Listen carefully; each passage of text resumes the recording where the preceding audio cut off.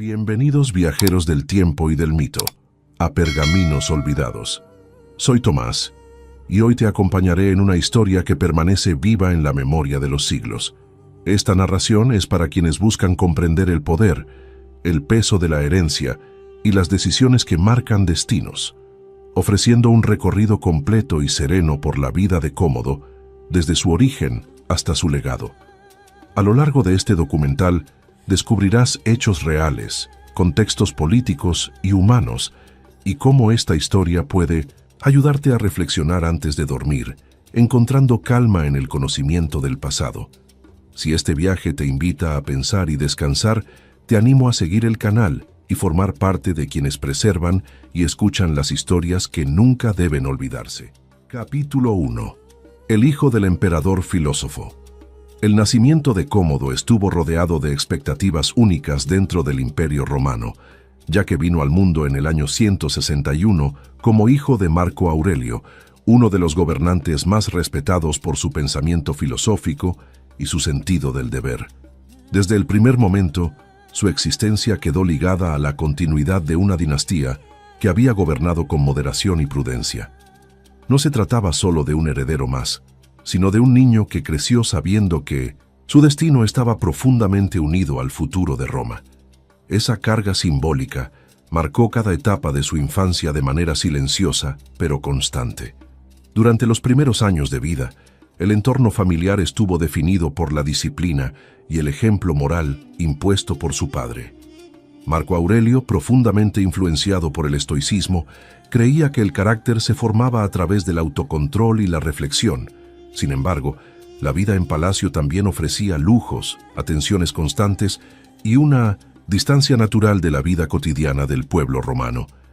Esta dualidad entre rigor filosófico y comodidad material creó una base compleja para el desarrollo del joven heredero. Desde temprano se manifestó una personalidad distinta a la de su progenitor. La infancia transcurrió en un contexto político relativamente estable, aunque marcado por campañas militares en las fronteras del imperio.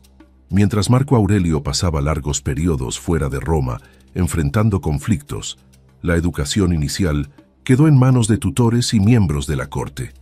Esta ausencia prolongada del padre influyó en la formación emocional del niño, quien creció más rodeado de funcionarios que de figuras paternas cercanas. La autoridad se presentaba como algo distante, más institucional que afectivo.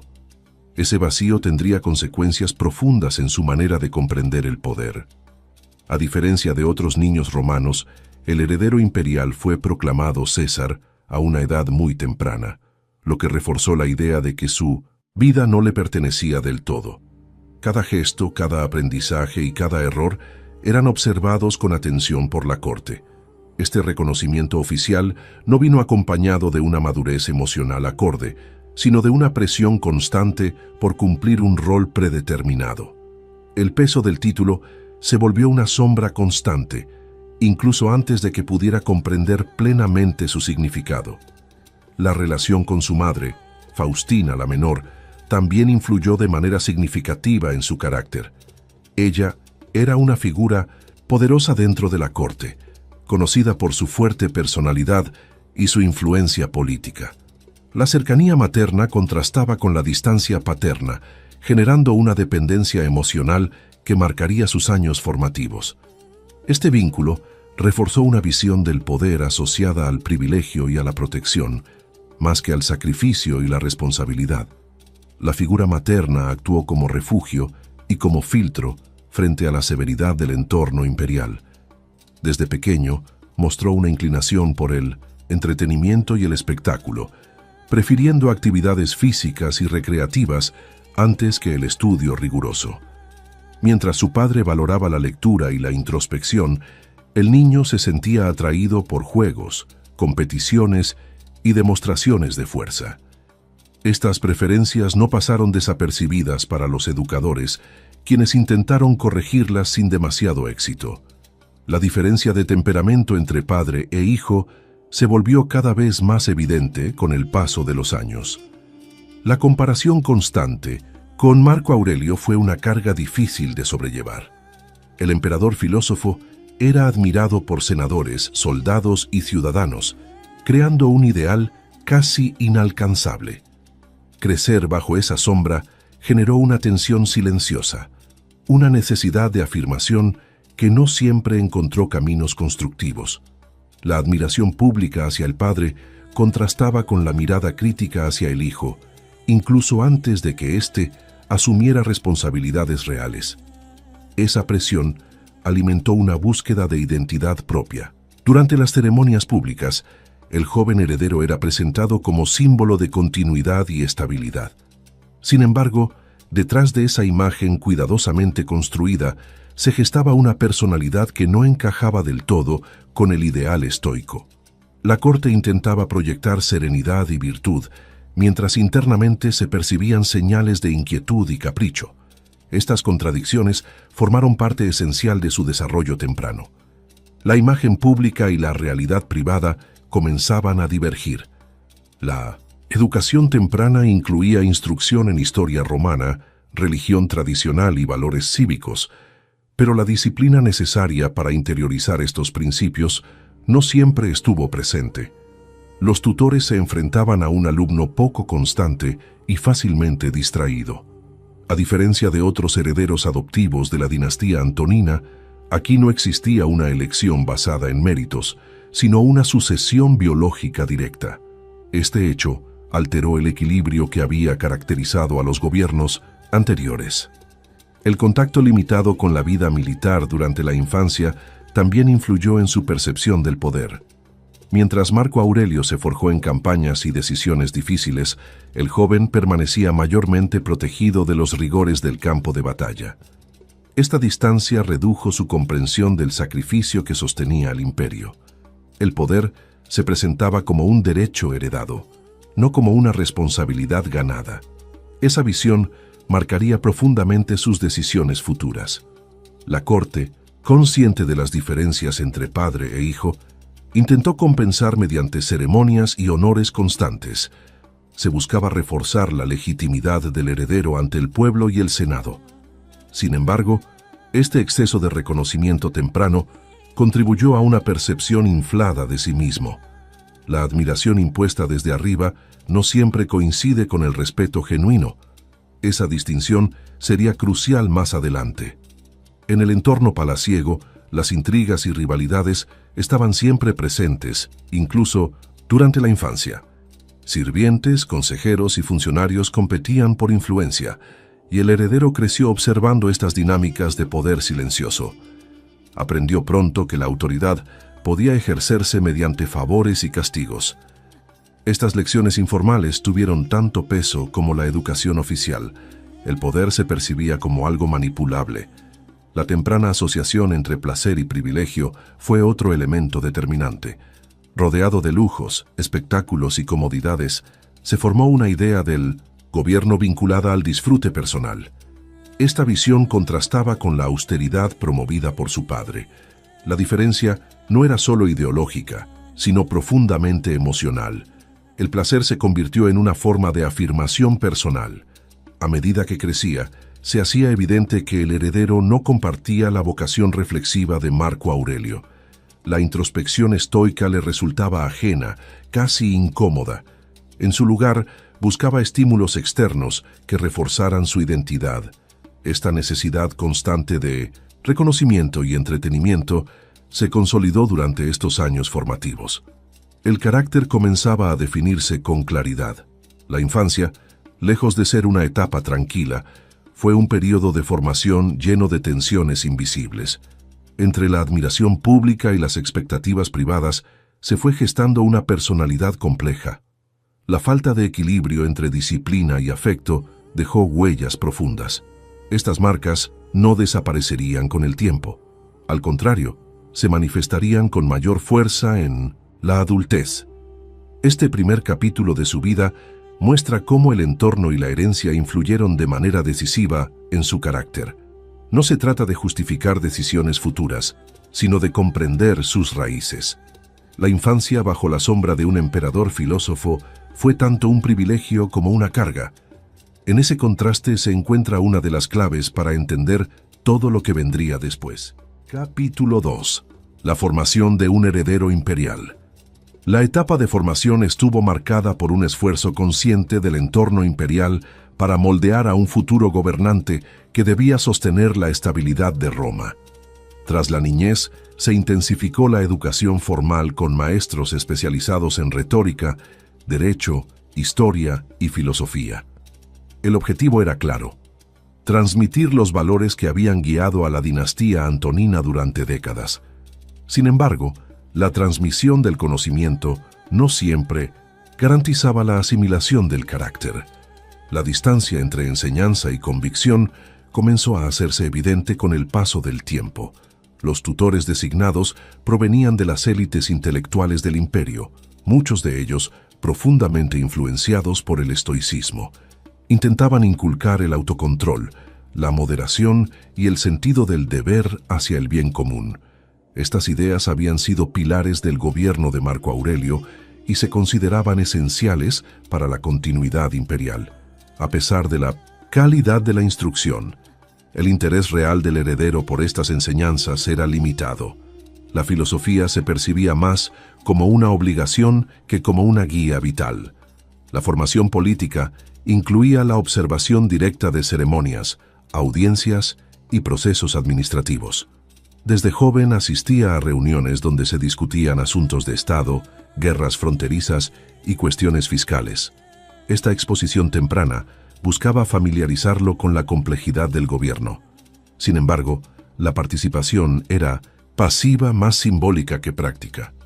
El aprendizaje se basaba en la presencia, no en la toma de decisiones reales. El entrenamiento físico también ocupó un lugar destacado dentro de su educación. En la tradición romana, el cuerpo debía reflejar disciplina y fortaleza, cualidades asociadas al liderazgo. Se fomentaban ejercicios, caza y prácticas militares básicas. Estas actividades resultaban más atractivas que los estudios teóricos. En ellas, encontraba una forma de afirmarse y destacar sin el peso constante de la comparación intelectual con su padre. A diferencia de otros herederos formados en campañas militares activas, la experiencia bélica directa fue limitada durante estos años. Aunque acompañó a Marco Aurelio en algunos desplazamientos, no estuvo expuesto de manera prolongada a la dureza del mando en el frente. Esta diferencia fue crucial, ya que redujo el contacto con la realidad de los soldados y las fronteras. El poder se aprendía desde la comodidad del centro imperial, no desde sus márgenes.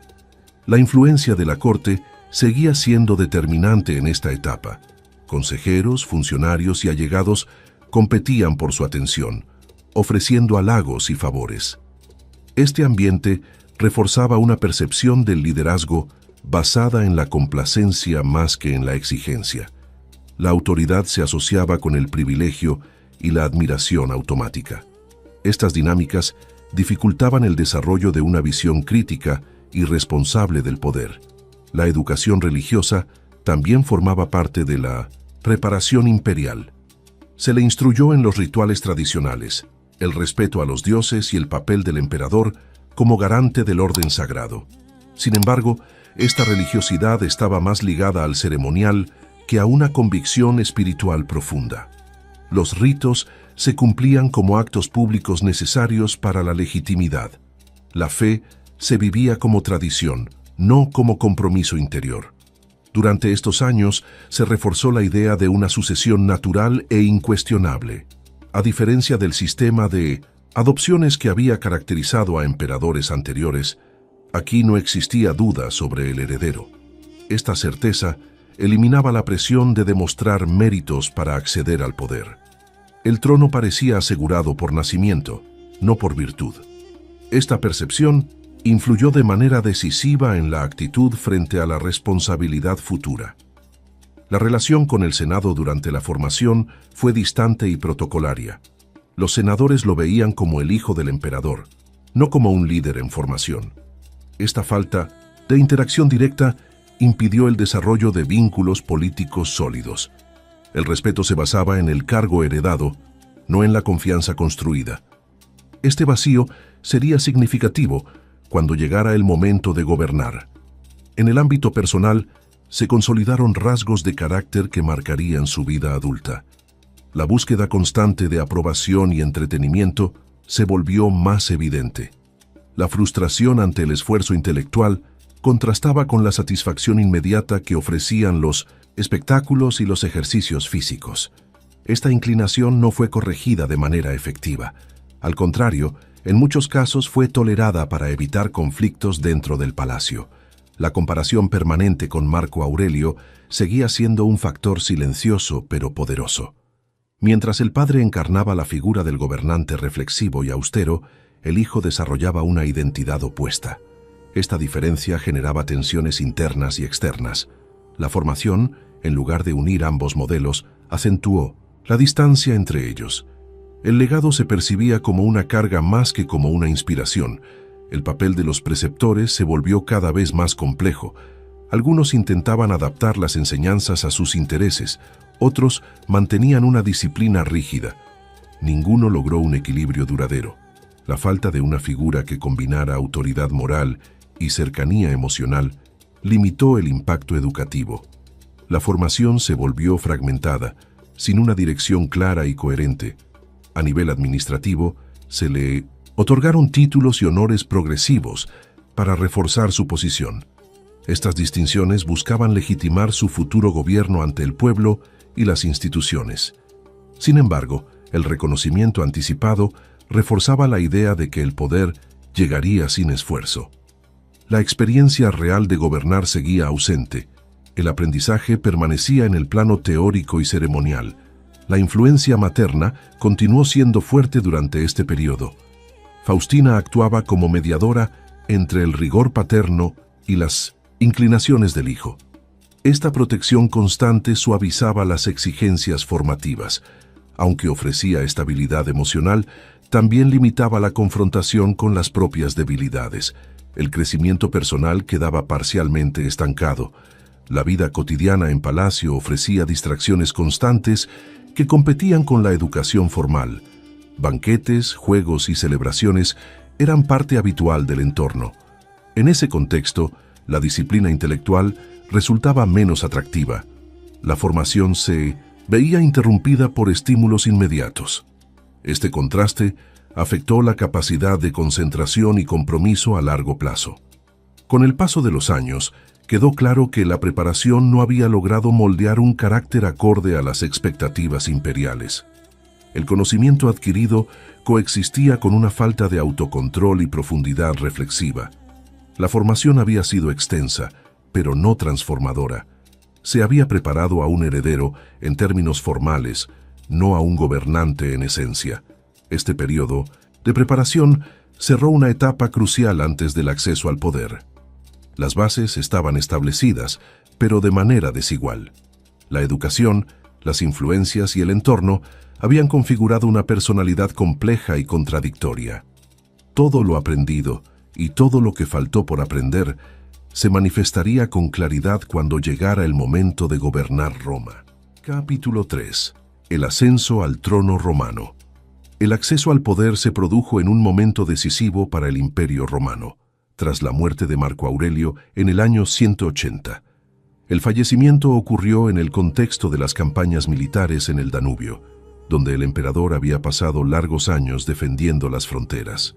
Con su muerte, se cerraba una era caracterizada por la prudencia, la reflexión y el esfuerzo constante por mantener el equilibrio interno. La sucesión fue inmediata y no generó disputas formales, ya que el heredero había sido asociado al trono con antelación. Roma aceptó el cambio como un hecho consumado. La proclamación como emperador se realizó siguiendo los rituales tradicionales, con el respaldo del ejército y el reconocimiento del Senado. La legitimidad no fue cuestionada, pues se trataba del primer caso en décadas de una sucesión directa por sangre. Este hecho marcó una ruptura con el modelo adoptivo que había dado estabilidad a los antoninos. El poder pasaba, ahora sin filtros ni pruebas previas. El imperio entraba en una nueva etapa sin saber aún sus consecuencias. Uno de los primeros gestos de gobierno fue la decisión de poner fin a las guerras del Danubio. A diferencia de su padre, que consideraba la campaña una necesidad estratégica, El nuevo emperador optó por negociar la paz con los pueblos germánicos.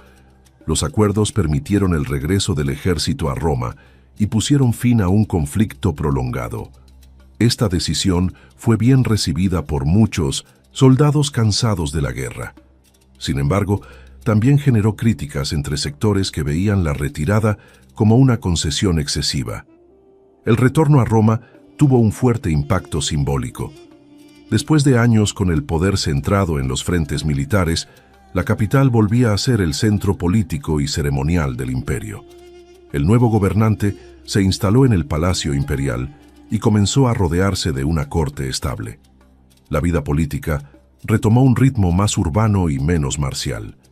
Este cambio reflejaba una nueva concepción del gobierno, más orientada al disfrute de la capital que a la defensa activa de las fronteras. En los primeros meses se buscó transmitir una imagen de continuidad y respeto por el legado anterior.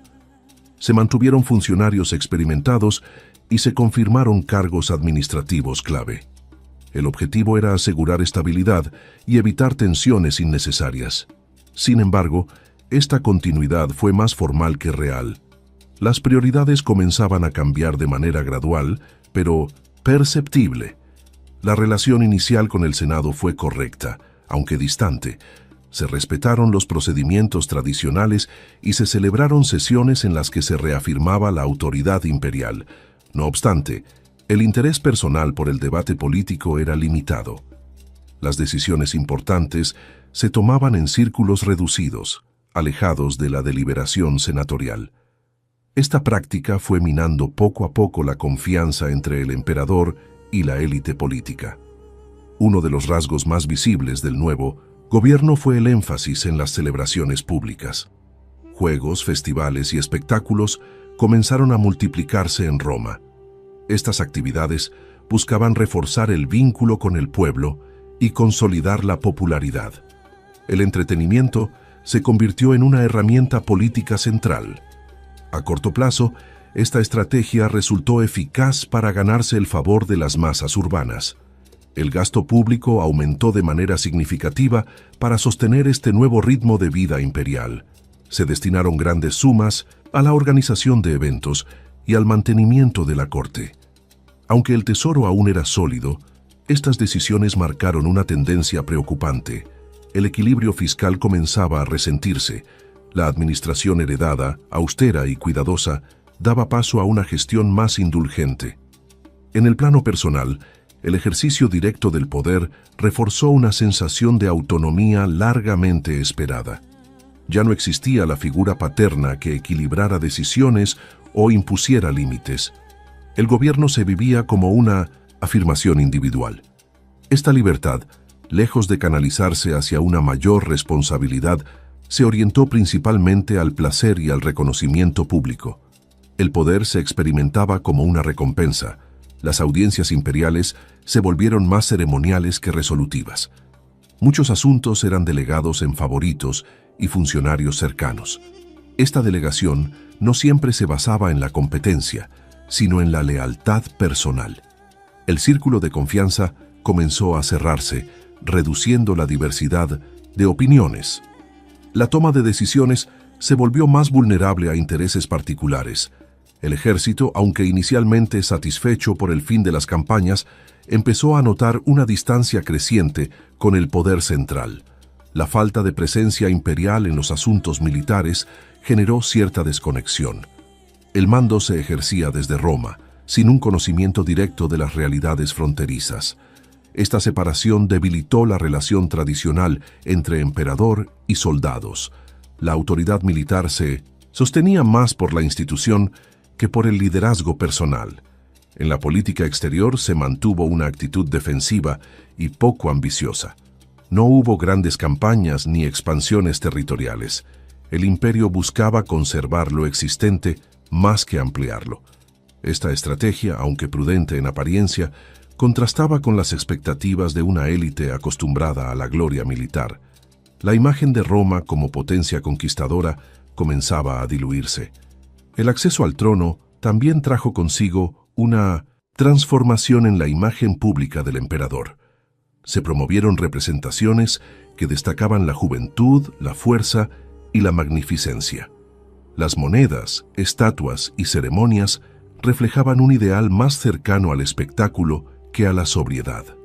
El poder se comunicaba a través de símbolos visuales intensos. La propaganda adquiría un tono más personalista.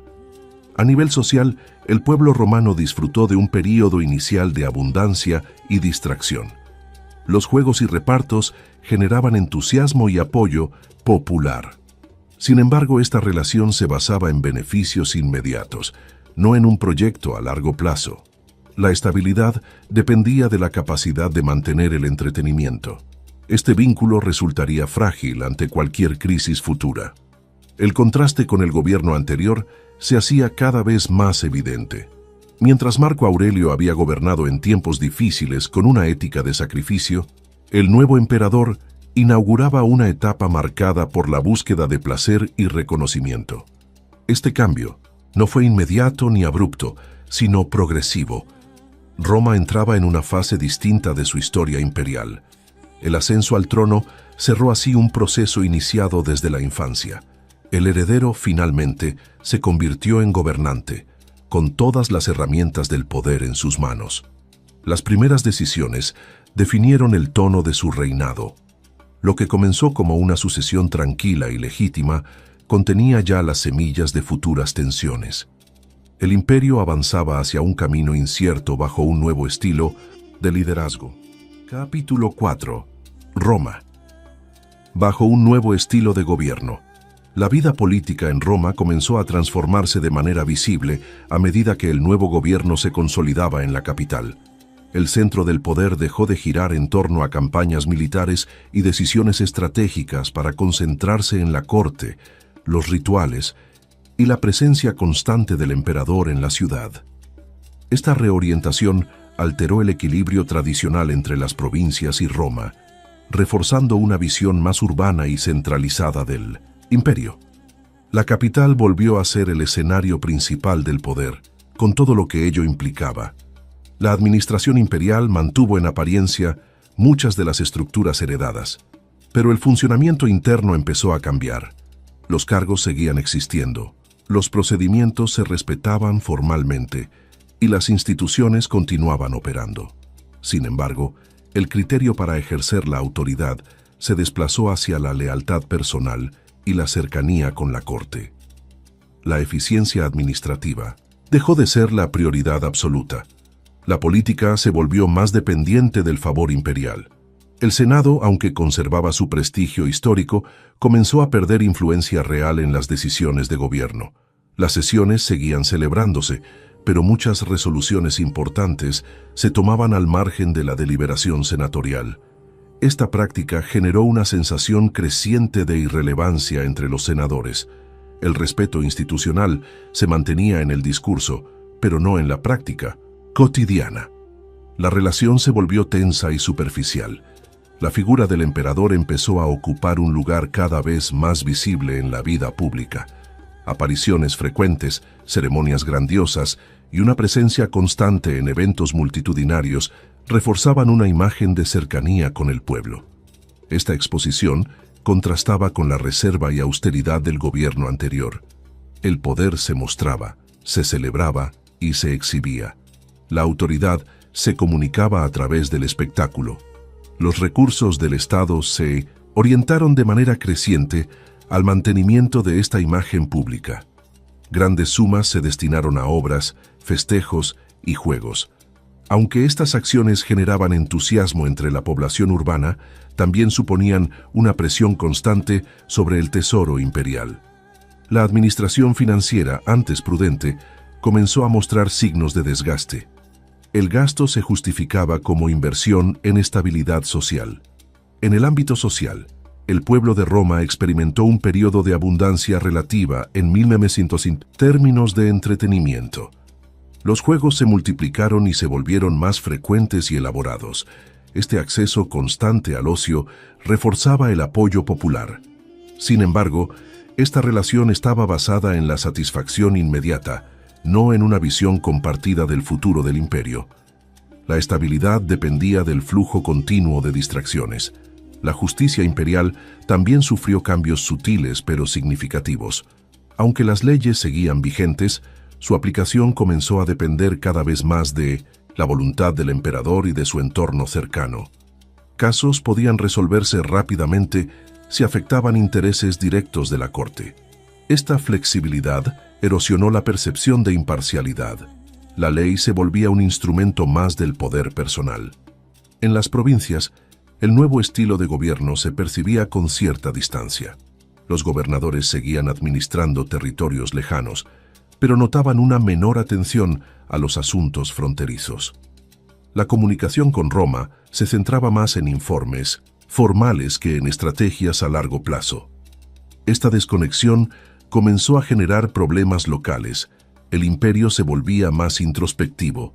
El culto imperial adquirió una relevancia creciente durante este periodo. La figura del emperador fue asociada cada vez más con lo sagrado y lo extraordinario. Estatuas, imágenes y rituales reforzaban esta dimensión casi divina del poder. Esta tendencia buscaba consolidar la autoridad y disuadir críticas. El liderazgo se envolvía en un aura simbólica intensa. La vida cotidiana en la corte reflejaba este nuevo enfoque del gobierno. Banquetes, celebraciones privadas y reuniones informales ocupaban un lugar central. Las decisiones importantes podían surgir en estos espacios alejados de los canales oficiales. El ambiente favorecía la influencia de favoritos y consejeros cercanos. El poder se ejercía de manera más personal y menos institucional. La relación con las élites económicas también se transformó. Algunos sectores se beneficiaron de contratos, concesiones y privilegios otorgados por cercanía al poder. Otros, en cambio, se sintieron desplazados o ignorados. Esta desigualdad en el acceso a la influencia generó resentimientos. La cohesión interna de la élite romana comenzó a fracturarse lentamente. En términos culturales, Roma vivió un periodo de intensa actividad pública. Arquitectura, espectáculos y celebraciones marcaban el ritmo de la ciudad. La grandeza visual se convirtió en una forma de gobierno. El mensaje era claro. El imperio seguía siendo poderoso y espléndido. Sin embargo, esta apariencia ocultaba tensiones crecientes bajo la superficie. La administración militar, aunque aún funcional, perdió protagonismo político. Los generales ya no ocupaban el centro de la escena imperial. La falta de campañas significativas redujo su visibilidad y su influencia. Esta situación alteró el equilibrio tradicional entre poder civil y militar. El ejército se mantenía leal, pero cada vez más distante del gobernante. El pueblo romano, aunque satisfecho en el corto plazo, comenzaba a mostrar una dependencia creciente del favor imperial. El bienestar se percibía como un regalo, no como el resultado de un orden estable. Esta dinámica debilitaba el sentido de responsabilidad cívica. La ciudadanía se transformaba en audiencia. El contraste con el pasado reciente se hacía cada vez más evidente. La transición de un gobierno basado en la reflexión y el sacrificio a otro centrado en la exhibición y el disfrute marcaba una ruptura histórica. Roma se adaptaba a un nuevo estilo de liderazgo. Las consecuencias aún no eran plenamente visibles, pero se estaban gestando. Este período consolidó una forma distinta de ejercer el poder imperial. Las instituciones seguían existiendo, pero su espíritu se transformaba. La relación entre gobernante, senado y pueblo se redefinía bajo nuevas reglas. Roma seguía siendo el corazón del imperio, pero latía de una manera diferente. El cambio ya era irreversible. Capítulo 5. El emperador y la arena. La relación con los espectáculos públicos se transformó en uno de los rasgos más distintivos de su gobierno, marcando una ruptura profunda con la tradición imperial anterior. Los juegos dejaron de ser simples celebraciones ocasionales para convertirse en el eje central de la vida pública romana. La arena pasó a ocupar un lugar simbólico privilegiado dentro del poder. Allí se concentraban la atención del pueblo, la propaganda y la afirmación personal del emperador. El entretenimiento se volvió una forma directa de gobierno. Desde los primeros años del reinado, los combates de gladiadores se multiplicaron en número y frecuencia. se organizaban eventos cada vez más largos, con mayores gastos y una puesta en escena deslumbrante. El objetivo no era solo entretener, sino impresionar y dominar emocionalmente a la multitud. El anfiteatro se convirtió en un espacio donde el poder se hacía visible y tangible. Roma encontraba en la arena un reflejo de su nuevo liderazgo. Con el tiempo, la participación personal en estos espectáculos fue más allá del rol tradicional de patrocinador. El emperador comenzó a mostrarse activamente vinculado al mundo gladiatorio. No se limitaba a observar desde el palco imperial, sino que intervenía en la organización, la selección de luchadores y la narrativa de los combates. Esta cercanía con la arena rompía con las normas de dignidad imperial establecidas durante generaciones. El poder se mezclaba con el espectáculo de manera inédita. La fascinación por los gladiadores no era solo política, sino profundamente personal. Admiraba la fuerza física, la disciplina corporal y la fama que estos combatientes alcanzaban entre el pueblo. En la arena veía una forma de reconocimiento directo, inmediato y sin intermediarios. El aplauso de la multitud ofrecía una validación que ninguna institución podía igualar. Esta conexión emocional con el público se volvió cada vez más necesaria. En varias ocasiones, el emperador decidió participar directamente en combates públicos, un hecho sin precedentes en la historia romana. Aunque estos enfrentamientos estaban cuidadosamente controlados para evitar riesgos reales, el simple acto de entrar en la arena alteraba el orden simbólico del imperio. Un emperador debía gobernar, no combatir. Esta transgresión escandalizó a la élite senatorial. La dignidad del cargo parecía diluirse bajo la arena y la sangre. Para justificar estas apariciones, se promovió una narrativa que asociaba al emperador con héroes mitológicos como Hércules. Las representaciones oficiales lo mostraban como una figura invencible, fuerte y casi divina. Esta construcción simbólica buscaba elevar su imagen por encima de la crítica. La arena se convertía así en un escenario mitológico. El espectáculo trascendía lo humano para entrar en lo legendario. El pueblo romano, en su mayoría, respondía con entusiasmo a estas demostraciones. Ver al emperador luchar reforzaba una sensación de cercanía y admiración. Para las masas urbanas, estos actos eran una prueba de valentía y generosidad. El gobernante no solo ofrecía juegos, sino que se ofrecía a sí mismo como espectáculo. Esta relación directa fortalecía su popularidad entre los sectores más humildes. Sin embargo, este entusiasmo popular contrastaba con la creciente incomodidad de las élites. Senadores y aristócratas veían en estas prácticas una degradación del poder imperial. El emperador dejaba de ser una figura distante y sagrada para convertirse en un actor más del circo. La autoridad, basada tradicionalmente en el respeto institucional, se veía reemplazada por la ovación momentánea. Esta tensión social se profundizaba con cada espectáculo. El gasto asociado a estos eventos alcanzó niveles extraordinarios. Miles de animales exóticos, gladiadores entrenados y decoraciones costosas requerían recursos inmensos. El tesoro imperial se utilizaba sin moderación para sostener esta maquinaria de entretenimiento. Aunque Roma parecía disfrutar de una abundancia constante, el impacto económico era significativo. El lujo de la arena tenía un precio elevado para el imperio. La organización de los juegos también alteró las prioridades administrativas. Funcionarios y recursos se desviaban hacia la logística de los espectáculos. Asuntos de Estado quedaban en segundo plano frente a la preparación de eventos públicos. El gobierno se subordinaba al calendario de juegos. La arena dictaba el ritmo de la vida política romana. En el plano simbólico, la arena se convirtió en un espacio donde el emperador ejercía un poder absoluto e inmediato. Con un gesto, podía conceder la vida o la muerte a un gladiador. Esta capacidad de decisión pública reforzaba una imagen de autoridad total. El pueblo observaba y aprendía que el poder supremo residía en una sola persona. La justicia se volvía espectáculo. La identificación personal con los gladiadores también reflejaba una búsqueda de identidad. En ellos veía figuras admiradas, temidas y celebradas. La arena ofrecía una narrativa clara de victoria y derrota, muy distinta a la complejidad de la política imperial.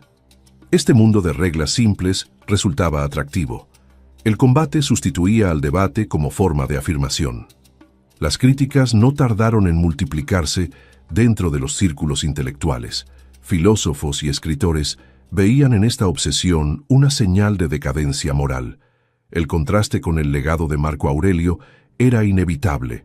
Donde antes había reflexión y moderación, ahora había exhibición y exceso. La arena simbolizaba ese cambio profundo de valores. A pesar de las críticas, el emperador persistió en su camino. La popularidad inmediata reforzaba la convicción de estar actuando correctamente. El aplauso del pueblo se interpretaba como legitimación absoluta. Las advertencias de la élite eran ignoradas o minimizadas. El poder se medía por la ovación, no por la estabilidad a largo plazo. Con el paso del tiempo, la dependencia del espectáculo se volvió evidente. Cada nuevo evento debía superar al anterior en grandiosidad. La expectativa del público crecía de manera constante. Mantener el entusiasmo requería un esfuerzo cada vez mayor. La arena se convertía en una necesidad política y personal. Este vínculo intenso con los juegos dejó una huella profunda en la imagen histórica del emperador. La arena pasó a ser el símbolo más recordado de su gobierno. Allí se concentraron sus virtudes y sus excesos. El espectáculo definió su relación con Roma. En la arena encontró admiración, pero también sembró las semillas de su aislamiento. Capítulo 6. Intrigas, poder y aislamiento. A medida que el gobierno avanzaba, el entorno imperial comenzó a transformarse en un espacio dominado por la sospecha y la tensión constante. La cercanía con el poder dejó de ser una garantía de estabilidad y se convirtió en un riesgo permanente. Consejeros, funcionarios y miembros de la corte sabían que una palabra mal interpretada podía significar la caída. El palacio se llenó de silencios prudentes y miradas calculadas. El poder absoluto empezó a generar miedo incluso entre quienes lo rodeaban.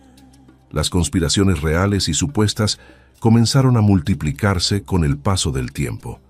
Algunos complots fueron auténticos, impulsados por sectores del Senado y de la aristocracia que veían con preocupación el rumbo del imperio. Otros surgieron únicamente de rumores y desconfianzas alimentadas por el ambiente político. La línea entre amenaza real e imaginación se volvió difusa. Esta incertidumbre reforzó una reacción cada vez más defensiva. La respuesta ante estas sospechas fue el endurecimiento del control interno. Se incrementó la vigilancia dentro del palacio y se promovieron denuncias entre los propios miembros de la corte. La lealtad dejó de demostrarse con palabras y pasó a probarse con acusaciones. Este sistema erosionó cualquier posibilidad de confianza genuina. El gobierno comenzó a alimentarse de la división. Algunos colaboradores cercanos fueron ejecutados o desterrados tras ser acusados de traición. En muchos casos, las pruebas eran débiles o inexistentes, pero bastaba la sospecha para justificar la condena. Estas decisiones enviaban un mensaje claro a todos los demás. El poder no admitía dudas ni críticas. El miedo se convirtió en una herramienta política constante. La figura del emperador empezó a aislarse progresivamente del contacto directo con la élite tradicional. El Senado, ya debilitado, quedó aún más marginado. Las reuniones formales se volvieron escasas y carentes de contenido real. La política se desplazó hacia espacios privados y restringidos. El aislamiento institucional se hacía cada vez más evidente. En este contexto, los favoritos adquirieron una influencia desproporcionada. Individuos sin una trayectoria política sólida accedían a posiciones clave por su cercanía personal con el emperador. Estas figuras actuaban como intermediarios, filtrando información y controlando el acceso al poder.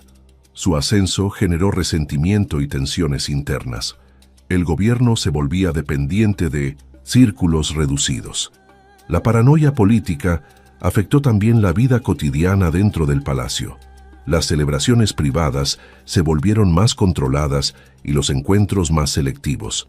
La espontaneidad desapareció del entorno imperial. Cada conversación era potencialmente peligrosa. El aislamiento emocional se profundizaba junto con el aislamiento político. La relación con la Guardia Pretoriana se volvió especialmente delicada. Este cuerpo, encargado de la seguridad personal del emperador, adquirió un poder considerable. Su lealtad era indispensable, pero también potencialmente amenazante. El equilibrio entre protección y dependencia se volvió frágil. El poder se sostenía sobre una base inestable. Las purgas internas tuvieron un efecto paralizante sobre la administración. Funcionarios competentes evitaban tomar decisiones por temor a cometer errores interpretables como traición. La burocracia se volvía lenta y defensiva. El imperio seguía funcionando, pero con una eficiencia cada vez menor. El miedo sustituía a la iniciativa.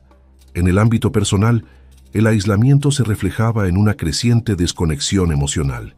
El emperador confiaba en cada vez menos personas. La soledad se hacía presente incluso en medio del lujo y la multitud. El poder absoluto no ofrecía compañía verdadera. El aislamiento se convirtió en una condición permanente. Las intrigas no se limitaban a la corte romana, sino que se extendían a las provincias. Gobernadores y generales eran observados con recelo. Cualquier señal de autonomía excesiva despertaba sospechas. Esta actitud debilitó la capacidad de respuesta ante problemas locales. La centralización extrema generaba ineficiencia. La desconfianza también afectó la política exterior. Se evitaban delegaciones amplias y negociaciones complejas. El miedo a traiciones limitaba la acción diplomática. El imperio se volvía más cerrado y menos flexible. La inseguridad interna condicionaba la proyección externa. Las ejecuciones y castigos públicos reforzaban la imagen de un poder implacable. Estos actos buscaban disuadir conspiraciones, pero también alimentaban el resentimiento. El terror podía imponer silencio, pero no lealtad sincera. El clima político se volvía cada vez más opresivo. La estabilidad se sostenía por la fuerza. Con el tiempo, el aislamiento se volvió casi total. El emperador se rodeaba de un círculo mínimo de confianza, excluyendo incluso a antiguos aliados. La toma de decisiones se concentró en un espacio reducido y cerrado. La diversidad de opiniones desapareció. El gobierno se volvió autorreferencial. Este encierro político tuvo consecuencias profundas sobre la percepción del poder. La imagen pública, sostenida por espectáculos, contrastaba con una realidad interna marcada por el miedo. La distancia entre apariencia y realidad se ampliaba. Roma vivía una dualidad peligrosa.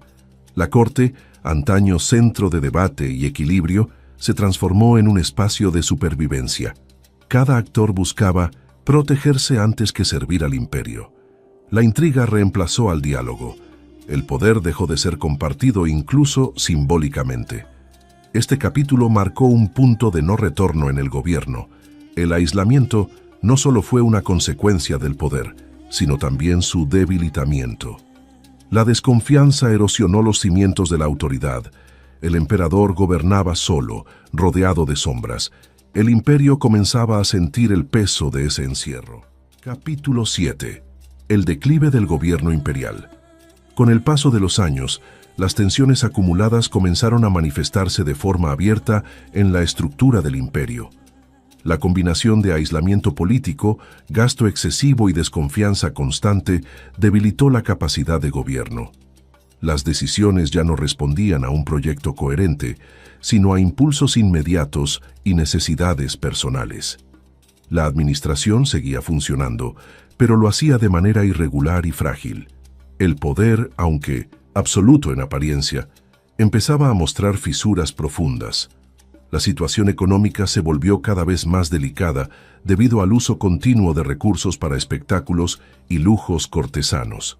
Para sostener este nivel de gasto, se recurrió a medidas que afectaban directamente a la estabilidad financiera. Confiscaciones de bienes, multas arbitrarias y presiones fiscales comenzaron a ser más frecuentes. Estas prácticas generaron temor entre las élites económicas y redujeron la inversión productiva. El imperio empezaba a consumir su propia base de sustentación. En el plano político, la autoridad imperial perdió legitimidad entre los sectores dirigentes. El Senado, marginado durante años, veía ahora con claridad su incapacidad para influir en el rumbo del Estado. Muchos senadores se replegaron a una postura pasiva, mientras otros comenzaron a conspirar en silencio. La falta de diálogo institucional profundizó la ruptura entre el poder central y la aristocracia. El gobierno se sostenía sin consenso. La Guardia Pretoriana adquirió un protagonismo peligroso en este contexto de debilidad. Su papel como protectora del emperador se transformó gradualmente en una fuente de presión política. Conscientes de su importancia estratégica, los pretorianos comenzaron a intervenir en asuntos internos. La seguridad personal se convirtió en una dependencia constante. El equilibrio entre protección y control se inclinó peligrosamente. En las provincias, la percepción del poder central se deterioró. Gobernadores enfrentaban dificultades para mantener el orden y responder a problemas locales sin apoyo claro desde Roma. La falta de una dirección firme generó incertidumbre. Algunas regiones comenzaron a mostrar signos de descontento y desorganización. El imperio seguía unido pero cada vez más frágil. La política exterior, ya limitada, se volvió reactiva y defensiva. La ausencia de una estrategia clara debilitó la posición romana frente a pueblos vecinos. Aunque no se produjeron grandes invasiones en este periodo, la sensación de vulnerabilidad aumentó. Las fronteras se sostenían más por inercia que por planificación. El prestigio militar de Roma comenzaba a erosionarse. La vida en la corte reflejaba este declive de manera cotidiana. Las intrigas se intensificaron y los círculos de poder se volvieron más cerrados. La toma de decisiones se realizaba en un clima de miedo y urgencia. Los errores se castigaban con dureza, lo que paralizaba la iniciativa. El gobierno perdía capacidad de adaptación.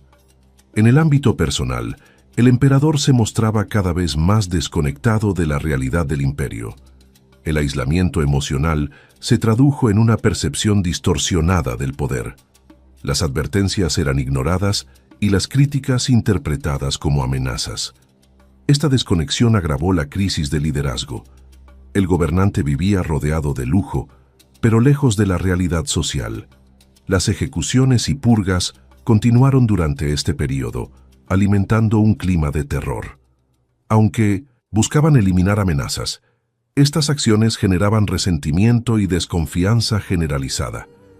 La lealtad se volvió superficial y forzada. El miedo podía imponer silencio, pero no estabilidad. El tejido político se descomponía lentamente. La imagen pública, sostenida por espectáculos y propaganda, ya no lograba ocultar los problemas internos. El pueblo seguía disfrutando de los juegos, pero comenzaba a percibir la inestabilidad. El bienestar basado únicamente en el entretenimiento resultaba frágil.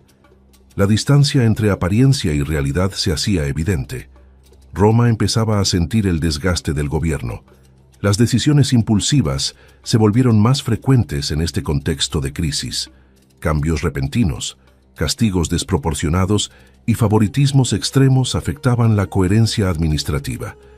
La ausencia de una visión a largo plazo debilitaba cada área del Estado. El poder se ejercía sin planificación. El imperio navegaba sin rumbo claro. La relación con el ejército también sufrió un deterioro progresivo. Aunque la lealtad formal se mantenía, la confianza mutua se debilitaba. Los soldados percibían la falta de liderazgo directo y de objetivos claros. El vínculo tradicional entre emperador y ejército se erosionaba. Esta desconexión era especialmente peligrosa para la estabilidad imperial. El clima de inseguridad afectó incluso a la vida cotidiana de la capital. La población comenzó a experimentar tensiones sociales y rumores constantes. La sensación de un gobierno impredecible generaba ansiedad. Roma, centro del mundo romano, ya no transmitía la misma confianza. El declive se filtraba en todos los niveles de la sociedad. En este periodo final, las conspiraciones se intensificaron de manera inevitable. Sectores de la corte y de la Guardia Pretoriana comenzaron a considerar la eliminación del emperador como una salida a la crisis. El poder absoluto, sin apoyos sólidos, se volvía vulnerable. La soledad del gobernante alcanzaba su punto máximo. El desenlace se acercaba silenciosamente. El declive del gobierno no fue un colapso inmediato, sino un proceso gradual. Cada decisión equivocada acumulaba consecuencias.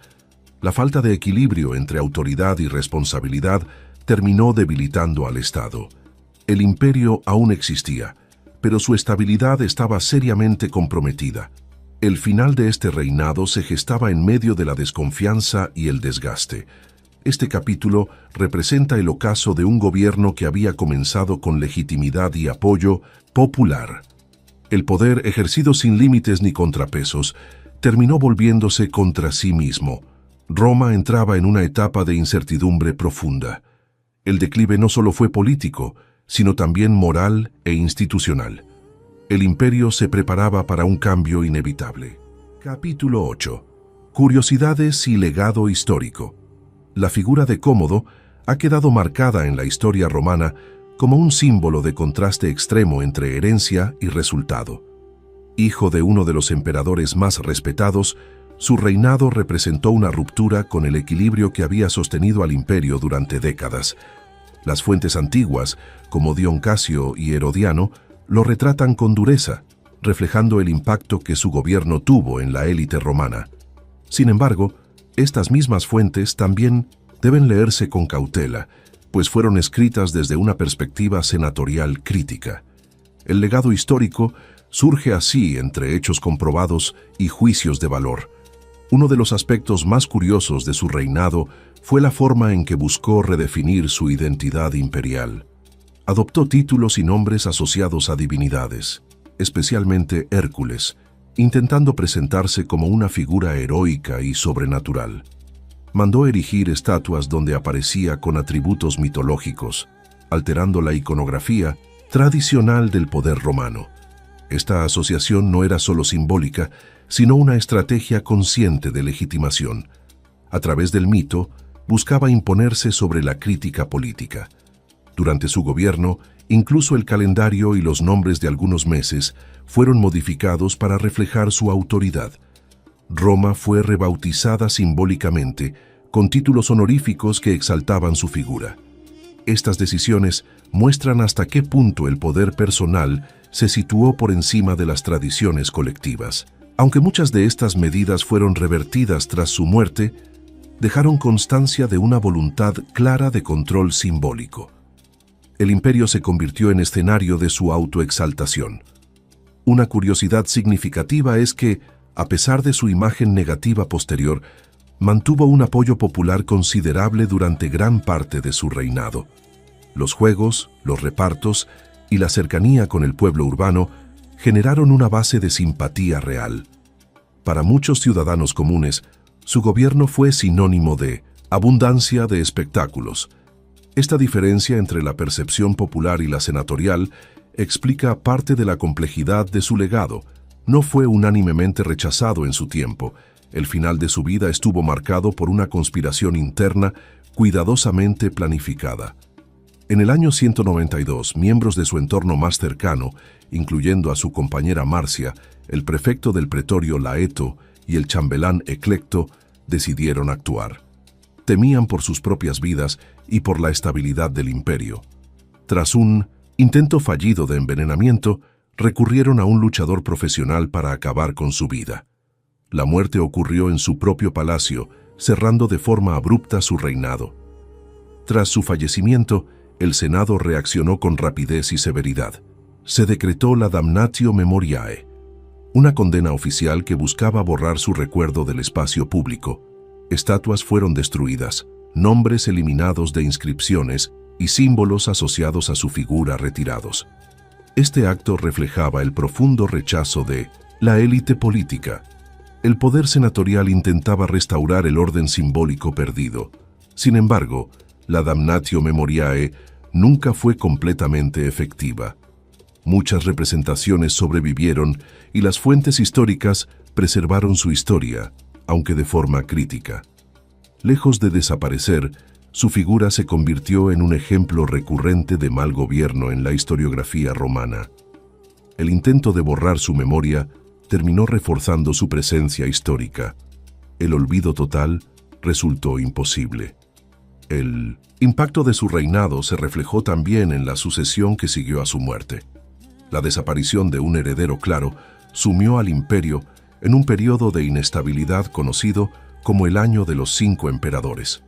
Este caos político mostró hasta qué punto el gobierno había quedado debilitado. La falta de estructuras sólidas facilitó la crisis sucesoria. El legado no fue continuidad, sino ruptura. Desde una perspectiva histórica más amplia, su reinado marca el final simbólico de la Pax Romana en su fase más estable. Aunque el imperio continuó existiendo, el equilibrio interno comenzó a deteriorarse progresivamente. El modelo de sucesión hereditaria sin contrapesos mostró sus riesgos.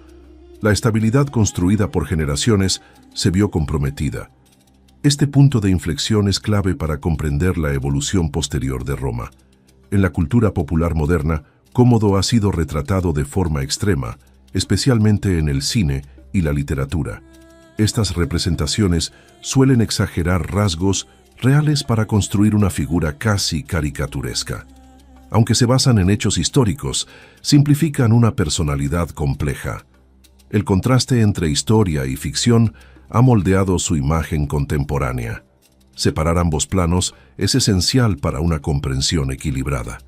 Históricamente, su figura invita a reflexionar sobre el ejercicio del poder sin límites ni contrapesos.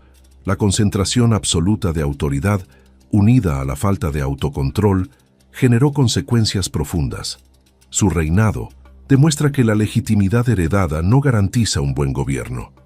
El poder requiere responsabilidad, no solo derecho. Esta lección atraviesa los siglos. Otra curiosidad relevante es que, pese a su desprecio por el Senado, nunca intentó abolir formalmente las instituciones republicanas. Prefirió vaciarlas de contenido antes que eliminarlas. Esta estrategia permitió mantener una apariencia de continuidad legal. El imperio seguía siendo Roma, al menos en la forma.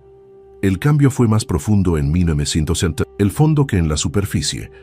Las fuentes antiguas también mencionan su interés por la astrología y los presagios. Consultaba augurios y señales divinas para tomar decisiones importantes.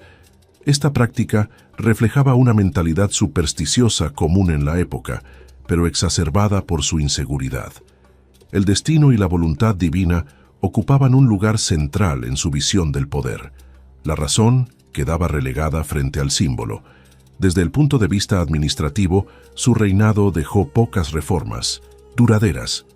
La mayoría de las decisiones respondían a necesidades inmediatas. Esta falta de planificación explica la rapidez con que muchas medidas fueron revertidas tras su muerte. El legado institucional fue débil.